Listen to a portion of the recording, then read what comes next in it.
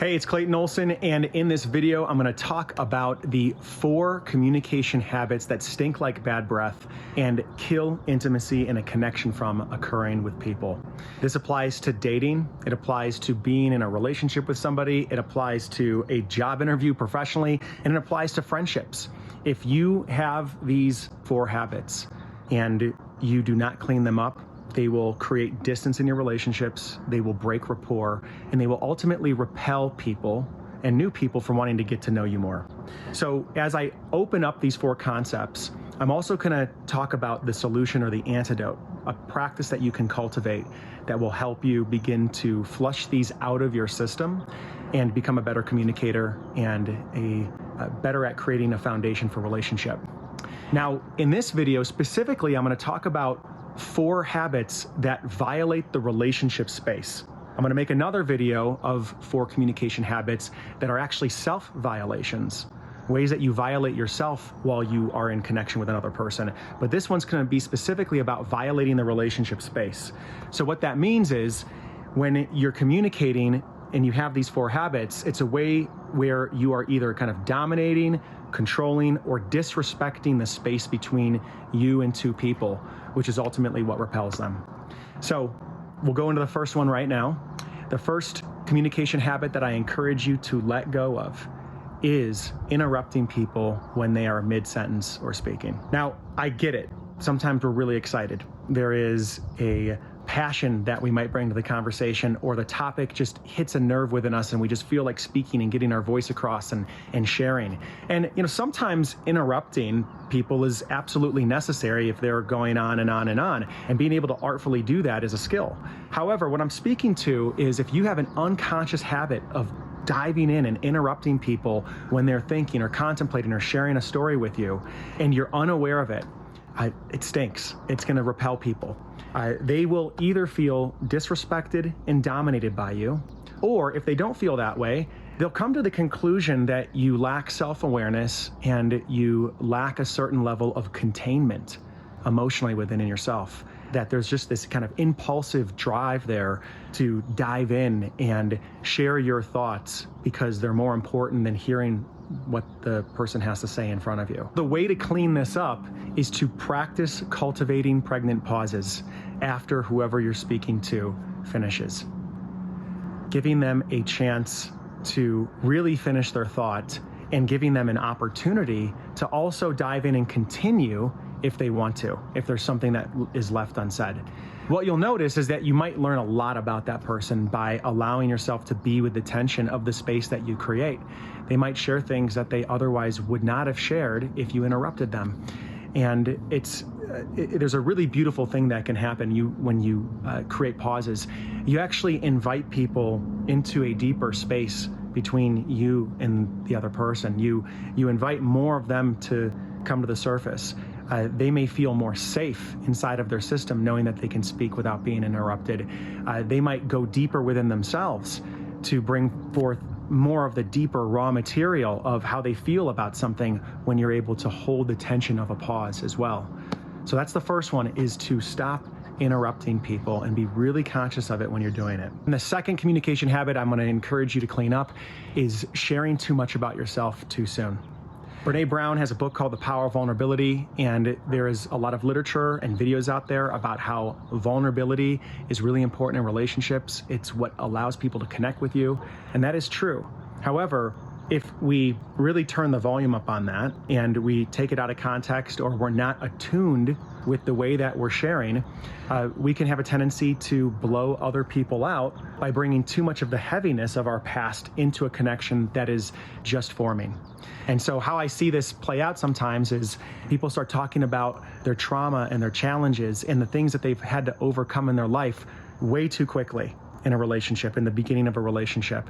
And although those things are important and we may want that person to know these things about us, the more that we can be contained with it, meaning the more that we can maybe give 10% here, 20% here, we're actually being in rapport with the reality of the connection. In the very beginning of a relationship, there is a certain weight that the connection can hold. And the strength of that connection is built by safety in rapport and our capacity to feel that we can trust the other person. And if we're putting too much into the relationship space in the beginning because we want to get it out of the way and see if this person accepts us or not, we might be breaking the connection prematurely because we're not calibrating to where the relationship is currently at. And another thing we're doing is we're also killing intrigue. We're not allowing that other person to maybe feel into us and be curious about who we are and have a desire that wells within them to know more about our past and for them to draw it out of us rather than you volunteer it. And intrigue and attraction go hand in hand, and it also creates a desire in the relationship. So sharing too much too quickly, the antidote to this is to just slow down and realize that these things that you may want to share about you that are integral and real milestones in your life, maybe share a little bit about it, but allow there to be intrigue. Allow these sacred places within you to only be revealed to people that earn it and the relationships that earn it through a continued and reoccurring building of safety, rapport, and trust in the relationship. And the third communication habit that I would encourage you to drop is not asking follow-up questions. Now, the reason I say follow-up questions and not just questions in general is because questions in general is too easy. If you are watching this video and you've been watching videos on relationships, you probably know that questions are important. And I think that sometimes people can just misinterpret it and say, well, I did ask a question. I asked one question here and I asked them where they, lived and maybe, or I asked them what they do.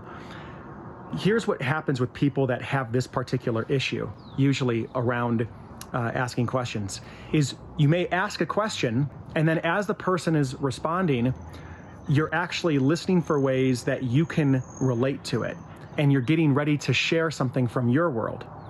The invitation, the challenge in this is to listen for the follow-up question that you want to ask. So they share something and then maybe you go and you take it a level deeper with the follow-up question. So, well, what's important to you about that? Or what was your favorite part about growing up there? Or, wow, that's fascinating. What actually got you into it? So these follow-up questions train you to be listening from a place of curiosity, of deeper curiosity, rather than listening from a place of trying to now insert your world on top of theirs or bring the conversation back to yourself.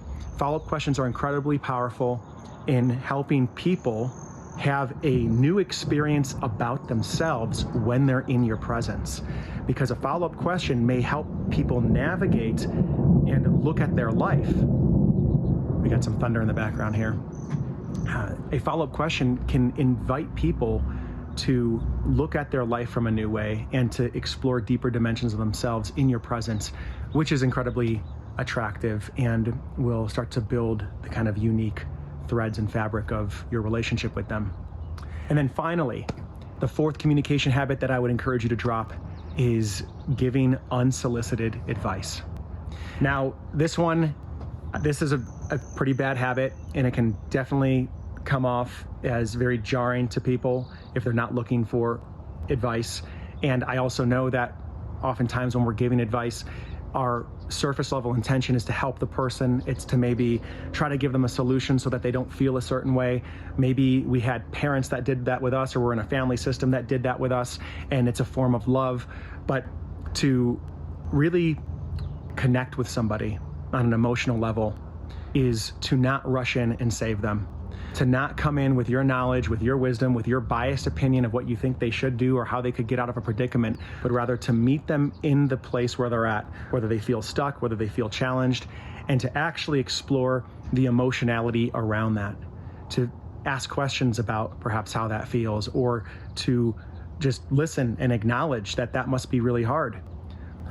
There is a quote by a guy named Parker Palmer, and I'm just going to summarize it. He says something to the effect of that, our advice giving is a way in which we rush in to save ourselves from feeling what the other person is feeling.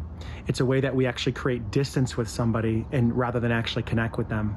And so if you can start to see that your unsolicited advice doesn't really bring you closer, but it actually creates a gap and a chasm between the two of you, you may have more motivation to let go of that and realize that your greatest contribution when someone's revealing something that is difficult for them is just to be there and listen to them initially. And if you are to give some advice or you have something that you want to offer, to ask permission if that's something that they'd be open to hearing, or if that's something that they're looking for at this time.